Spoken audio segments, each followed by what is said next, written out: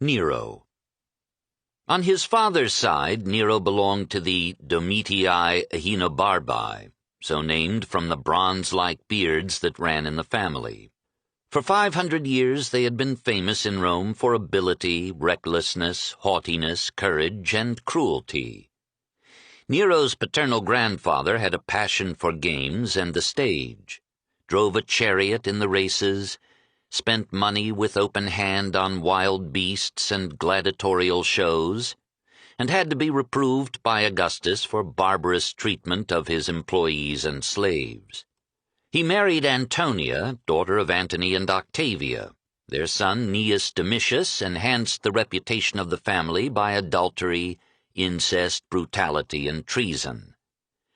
In AD 28 he married the second Agrippina, then 13 years old. Knowing his wife's ancestry and his own, he concluded that no good man can possibly be born from us.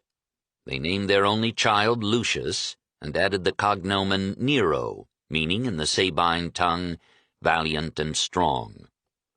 The chief authors of his education were Chaeremon, the Stoic, who taught him Greek, and Seneca, who taught him literature and morals, but not philosophy.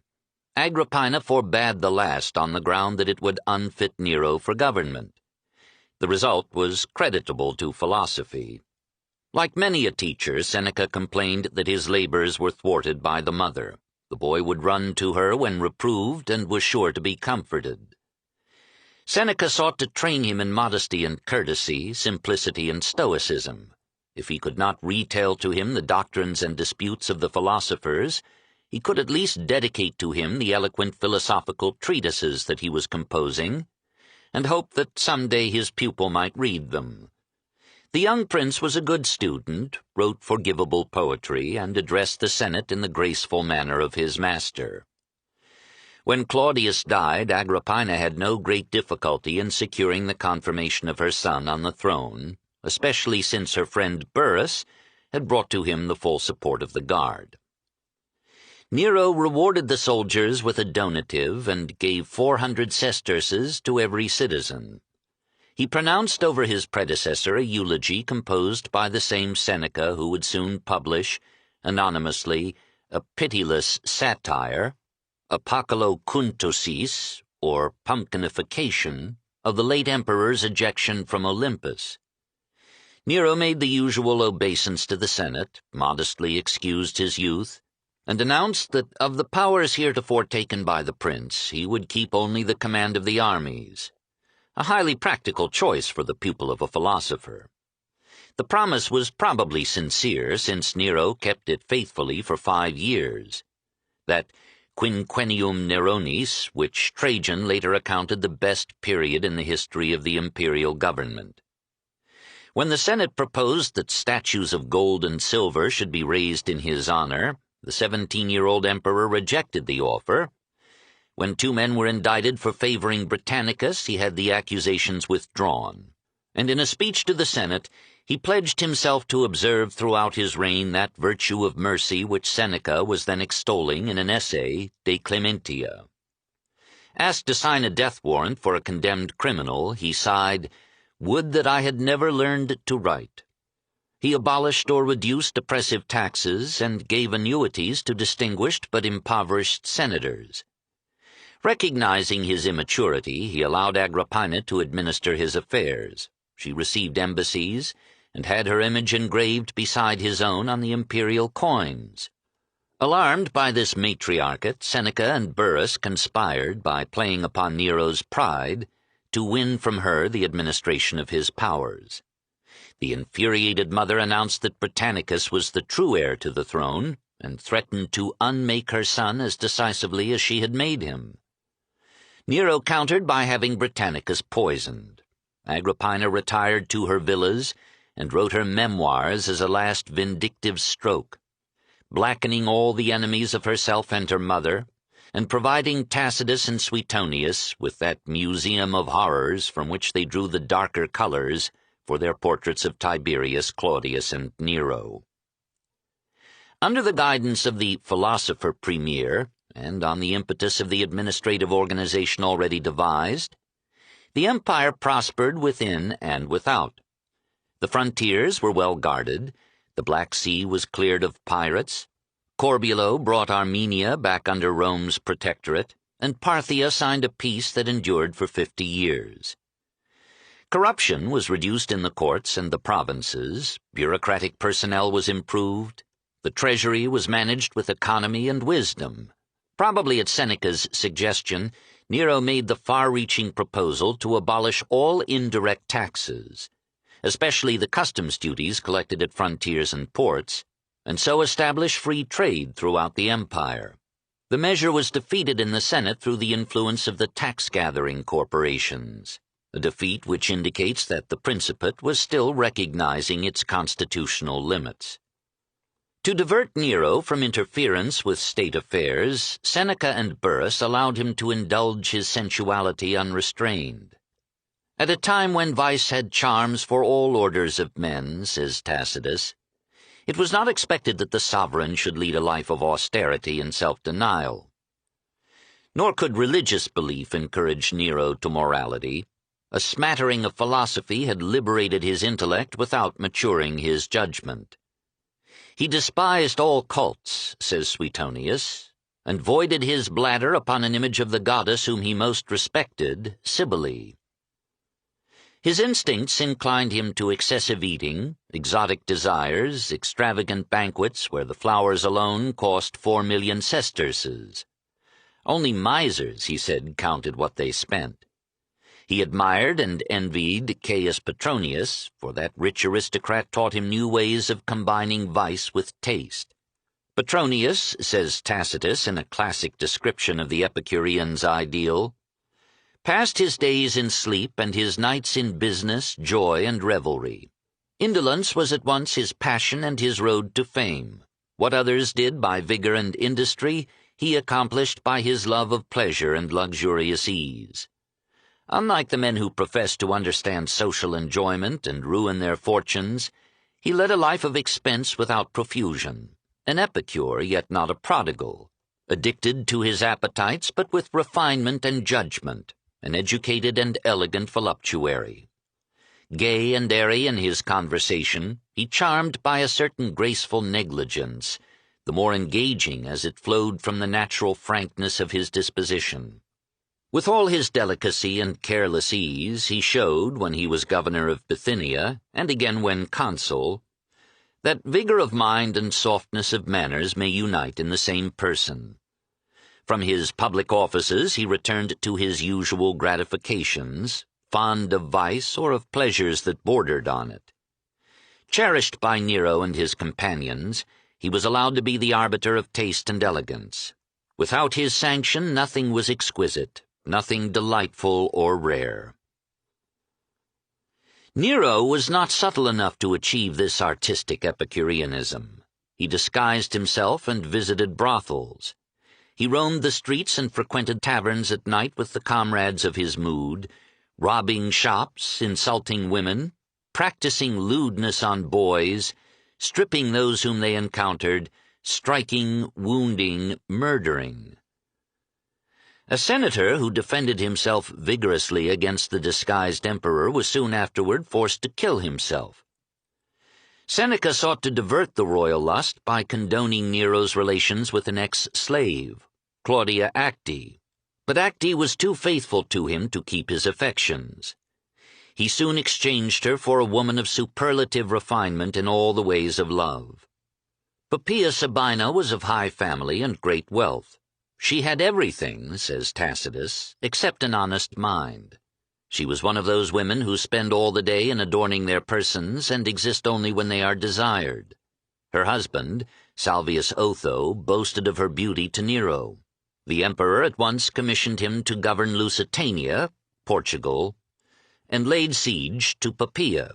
She refused to be his mistress, but agreed to be his wife if he would divorce Octavia. Octavia had borne the transgressions of Nero silently, and had preserved her own modesty and chastity amid the stream of sexual license in which she had been forced to live from her birth. It is to the honor of Agrippina that she lost her life in defending Octavia against Poppaea. She used every plea against the proposed divorce, even, says Tacitus, to offering her own charms to her son. Poppaea fought back with hers and won. Youth was served. She taunted Nero with being afraid of his mother, and led him to believe that Agrippina was plotting his fall. Finally, in the madness of his infatuation, he consented to kill the woman who had borne him and given him half the world. He thought of poisoning her, but she had guarded against this by the habitual use of antidotes. He tried to have her drowned, but she swam to safety from the shipwreck he had arranged. His men pursued her to her villa. When they seized her, she bared her body and said, "Plunge your sword into my womb." It took many blows to kill her. The emperor, viewing the uncovered corpse, remarked, "I did not know I had so beautiful a mother." Seneca, it is said, had no share in the plot, but the saddest lines in the history of philosophy tell how he penned the letter in which Nero explained to the Senate how Agrippina had plotted against the prince and, being detected, had killed herself. The Senate gracefully accepted the explanation, came in a body to greet Nero returning to Rome, and offered thanks to the gods for having kept him safe. It is hard to believe that this matricide was a youth of 22 with a passion for poetry, music, art, drama, and athletic games. He admired the Greeks for their varied contests of physical and artistic ability, and sought to introduce like competitions to Rome. In 59 he instituted the Ludi Juvenales, or Youth Games, and a year later he inaugurated the Neronia, on the model of the quadrennial festival at Olympia, with contests in horse racing, athletics, and music, which included oratory and poetry. He built an amphitheater, a gymnasium, and a magnificent public bath. He practiced gymnastics with skill, became an enthusiastic charioteer, and finally decided to compete in the games. To his Philhellenic mind this seemed not only proper, but in the best tradition of Greek antiquity. Seneca thought it ridiculous and tried to confine the imperial exhibitions to a private stadium. Nero overruled him and invited the public to witness his performance. It came and applauded lustily. But what this uninhibited satyr really wanted was to be a great artist. Having every power, he longed also for every accomplishment. It is to his credit that he applied himself with painstaking seriousness to engraving, painting, sculpture, music, and poetry. To improve his singing, he used to lie upon his back with a leaden plate upon his chest, purge himself by a syringe or by vomiting, and deny himself fruits and all foods injurious to the voice. On certain days, for the same purpose, he ate nothing but garlic and olive oil. One evening he summoned the foremost senators to his palace, showed them a new water organ, and lectured to them on its theory and construction. He was so fascinated by the music which Terpnos drew from the harp that he spent entire nights with him in practicing on that instrument. He gathered artists and poets about him, competed with them in his palace, compared his paintings with theirs, listened to their poetry, and read his own.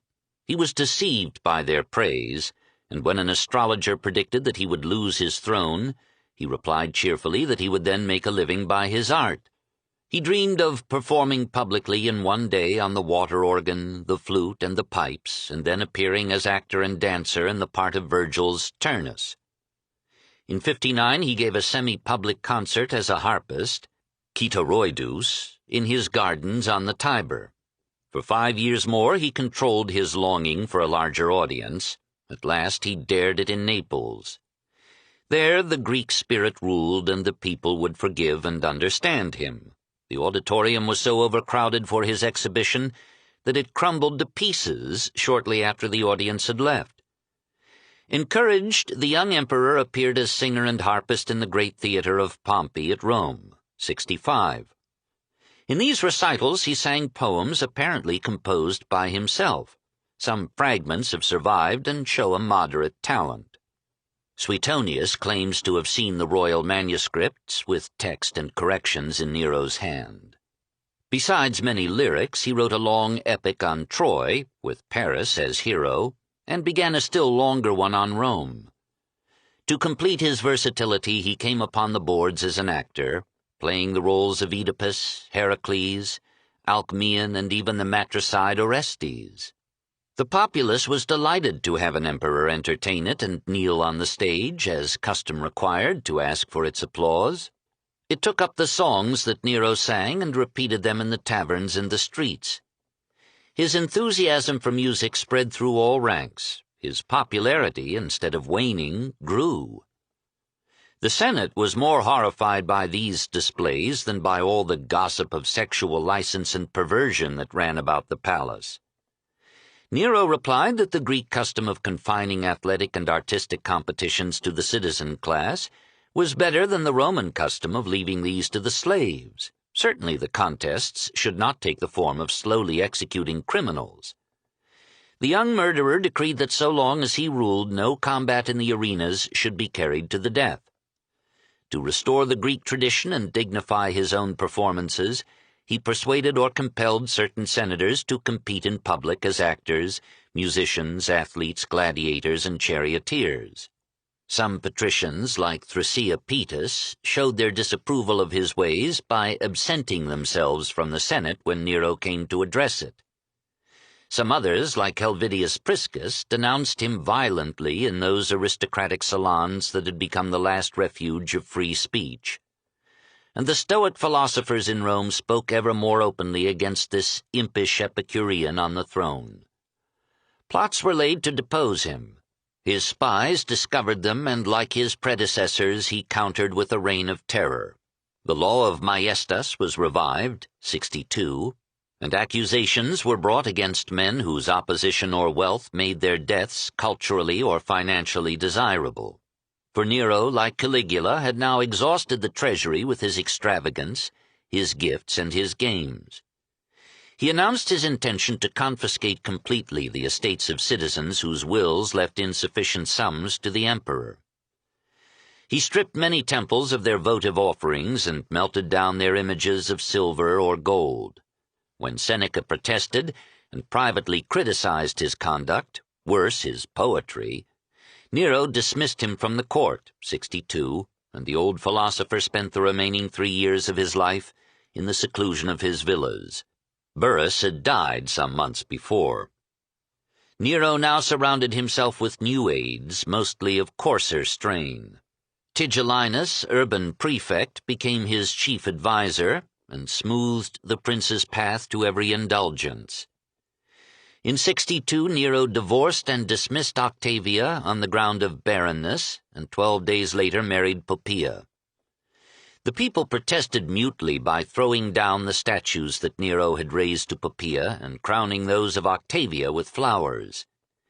The angry Poppaea convinced her lover that Octavia was planning to remarry, and that a revolution was being organized to replace him in power with Octavia's new mate. If we may follow Tacitus, Nero invited Anicetus, who had killed Agrippina, to confess adultery with Octavia and implicate her in a plot to overthrow the prince. Anicetus played his part as commanded, was banished to Sardinia, and lived out his life in ease and wealth. Octavia was exiled to Pandateria. There, a few days after her arrival, imperial agents came to murder her. She was still but 22 and could not believe that life must end so soon for one so guiltless. She pleaded with her slayers, saying that she was now only Nero's sister and could do him no harm. They cut off her head and brought it to Poppaea for their reward. The Senate, informed that Octavia was dead, thanked the gods for having again preserved the emperor. Nero himself was now a god. After the death of Agrippina, a consul-elect had proposed a temple to the deified Nero. When in 63 Poppaea bore him a daughter who died soon afterward, the child was voted a divinity. When Tiridates came to receive the crown of Armenia, he knelt and worshipped the emperor as Mithras. When Nero built his golden house, he prefaced it with a colossus 120 feet high, bearing the likeness of his head haloed with solar rays that identified him as Phoebus Apollo. Actually, he was now at 25 a degenerate with swollen paunch, weak and slender limbs, fat face, blotched skin, curly yellow hair, and dull gray eyes. As a god and an artist, he fretted over the flaws of the palaces he had inherited and planned to build his own. But the Palatine was crowded, and at its base were on one side the Circus Maximus, on another the Forum, and on the others slums. He mourned that Rome had grown so haphazardly instead of being scientifically designed like Alexandria or Antioch. He dreamed of rebuilding Rome, of being its second founder, and renaming it Neropolis. On July 18, 64, a fire broke out in the Circus Maximus, spread rapidly, burned for 9 days, and razed 2/3 of the city. Nero was at Antium when the conflagration started. He hurried to Rome and arrived in time to see the Palatine palaces consumed. The Domus Transitoria, which he had just built to connect his palace with the gardens of Maecenas, was one of the first structures to fall. The Forum and the Capitol escaped, and the region west of the Tiber. Throughout the remainder of the city, countless homes, temples, precious manuscripts, and works of art were destroyed. Thousands of people lost their lives amid falling tenements in the crowded streets. Hundreds of thousands wandered shelterless through the nights, crazed with horror, and listening to rumors that Nero had ordered the fire, was scattering incendiaries to renew it, and was watching it from the tower of Maecenas while singing his lines on the sack of Troy and accompanying himself on the lyre. Tacitus, Book 15, Chapter 38, Suetonius, Nero, Chapter 38, and Dio Cassius, Book 62, Chapter 16, all agree in accusing Nero of starting and renewing the fire in order to rebuild Rome. There is no proof of his guilt or innocence. He energetically guided attempts to control or localize the flames and to provide relief. He ordered all public buildings and the imperial gardens to be thrown open to the destitute. He raised a city of tents on the field of Mars, requisitioned food from the surrounding country, and arranged for the feeding of the people. He bore without remonstrance the accusatory lampoons and inscriptions of the infuriated populace. According to Tacitus, whose senatorial prejudice must always be remembered, he cast about for some scapegoat and found one in a race of men detested for their evil practices and commonly called Crestiani. The name was derived from Chrestus, who in the reign of Tiberius suffered under Pontius Pilate, procurator of Judea. By that event the sect of which he was the founder received a blow which for a time checked the growth of a dangerous superstition. But it revived soon after and spread with recruited vigor not only in Judea, but even in the city of Rome, the common sink into which everything infamous and abominable flows like a torrent from all quarters of the world. Nero proceeded with his usual artifice. He found a set of profligate and abandoned wretches who were induced to confess themselves guilty. And on the evidence of such men a number of Christians were convicted, not indeed on clear evidence of having set the city on fire, but rather on account of their sullen hatred of the whole human race. They were put to death with exquisite cruelty, and to their sufferings Nero added mockery and derision. Some were covered with skins of wild beasts and left to be devoured by dogs. Others were nailed to crosses. Numbers of them were burned alive. Many, covered with inflammable matter, were set on fire to serve as torches during the night. At length, the brutality of these measures filled every breast with pity. Humanity relented in favor of the Christians. When the debris had been cleared away, Nero undertook with visible pleasure the restoration of the city along the lines of his dream. Contributions for this purpose were solicited or elicited from every city in the empire, and those whose homes had been destroyed were enabled to rebuild out of these funds. The new streets were made wide and straight. The new houses were required to have their facades and first stories of stone, and had to be sufficiently separated from other buildings to oppose a protective gap to the spread of fire. The springs that flowed beneath the city were channeled into a reserve water supply in case of future conflagrations. Out of the imperial treasury, Nero built porticos along the main thoroughfares, providing a shaded porch for thousands of homes. Antiquarians and old men missed the picturesque, time-hallowed sights of the old city, but soon all agreed that a healthier, safer, and fairer Rome had risen from the fire. Nero might have earned forgiveness for his crimes had he now molded his life as he had remade his capital, but Poppaea died in 65, in advanced pregnancy, allegedly from a kick in the stomach. Rumor said this had been Nero's answer to her reproaches for having come home late from the races. He grieved bitterly over her passing, for he had eagerly awaited an heir. He had her body embalmed with rare spices, gave her a pompous funeral, and delivered a eulogy over the corpse. Having found a youth, Sporus, who closely resembled Poppaea, he had him castrated, married him by a formal ceremony, and used him in every way like a woman, whereupon a wit expressed the wish that Nero's father had had such a wife. In the same year he began the building of his golden house, and its extravagant decoration, cost, and extent, covering an area that once had sheltered many thousands of the poor, renewed the resentment of the aristocracy and the suspicions of the plebs. Suddenly, Nero's spies brought him word of a widespread conspiracy to put Calpurnius Piso on the throne, 65. His agents seized some minor personages in the plot, and by torture or threat drew from them confessions implicating, among others, Lucan the poet and Seneca. Bit by bit the whole plan was laid bare. Nero's revenge was so savage that Rome credited the rumor that he had vowed to wipe out the whole senatorial class. When Seneca received the command to kill himself, he argued for a while, and then complied. Lucan likewise opened his veins, and died reciting his poetry. Tigellinus, jealous of Petronius's popularity with Nero, bribed one of the epicure's slaves to testify against his master, and induced Nero to order Petronius's death. Petronius died leisurely, opening his veins and then closing them, conversing in his usual light manner with his friends and reading poetry to them. After a walk and a nap, he opened his veins again and passed away quietly. Thrasea Paetus, the leading exponent of the Stoic philosophy in the Senate, was condemned not for taking part in the plot, but on the general ground of deficient enthusiasm for the emperor, for not enjoying Nero's singing, and for composing a laudatory life of Cato. His son-in-law, Helvidius Priscus, was merely banished, but 2 others were put to death for writing in their praise. Musonius Rufus, Stoic philosopher, and Cassius Longinus, a great jurist, were exiled.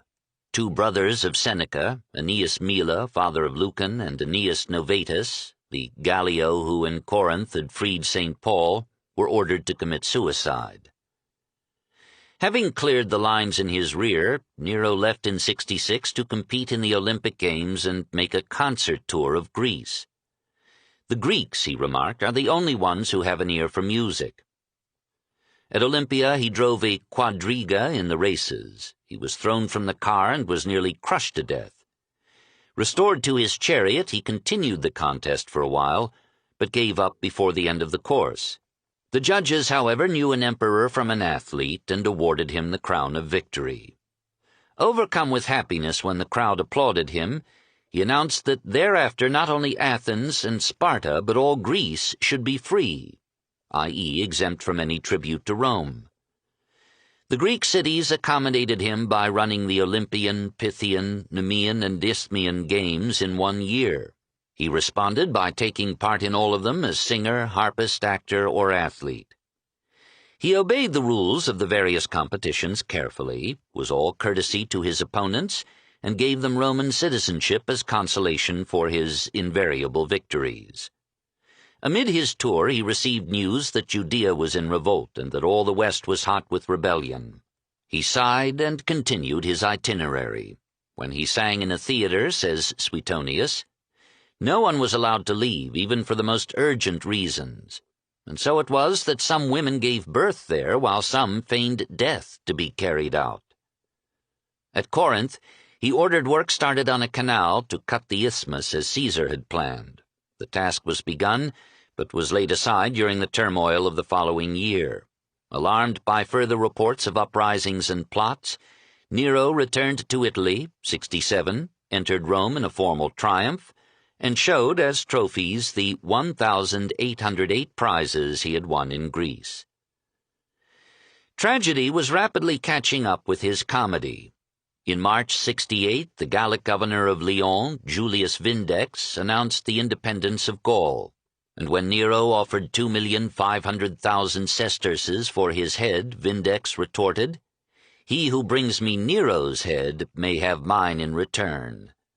Preparing to take the field against this virile antagonist, Nero's first care was to choose wagons to carry along with him his musical instruments and theatrical effects. But in April word came that Galba, commander of the Roman army in Spain, had joined forces with Vindex and was marching toward Rome.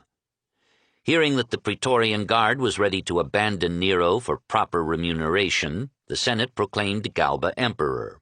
Nero put some poison into a small box and, so armed, fled from his golden house to the Servilian gardens on the road to Ostia. He asked such officers of the guard as were in the palace to accompany him. All refused, and one quoted to him a line of Virgil, "Is it then so hard to die?" He could not believe that the omnipotence which had ruined him had suddenly ceased. He sent appeals for help to various friends, but none replied. He went down to the Tiber to drown himself, but his courage failed him. Phaon, one of his freedmen, offered to conceal him in his villa on the Via Salaria. Nero grasped at the proposal and rode through the dark 4 miles out from the center of Rome. He spent that night in Phaon's cellar, clad in a soiled tunic, sleepless and hungry and trembling at every sound. Phaon's courier brought word that the Senate had declared Nero a public enemy, had ordered his arrest, and had decreed that he should be punished after the ancient manner. Nero asked what this was. The condemned man, he was told, is stripped, is fastened to a post by a fork passing through his neck, and is then beaten to death. Terrified, he tried to stab himself. But he made the mistake of testing the poniard's point first and found it disconcertingly sharp. "Qualis artifex perio," he mourned. "What an artist dies in me." As a new day dawned, he heard the clatter of horses. The Senate's soldiers had tracked him down. Quoting a verse of poetry, "Hark, now strikes upon my ear the trampling of swift couriers," he drove a dagger into his throat. His hand faltered, and his freedman Epaphroditus helped him to press the blade home. He had begged his companions to keep his corpse from being mutilated, and Galba's agents granted the wish. His old nurses and Acte, his former mistress, buried him in the vaults of the Domitii, 68. Many of the populace rejoiced at his death and ran about Rome with liberty caps on their heads. But many more mourned him, for he had been as generous to the poor as he had been recklessly cruel to the great. They lent eager hearing to the rumor that he was not really dead but was fighting his way back to Rome. And when they had reconciled themselves to his passing, they came for many months to strew flowers before his tomb.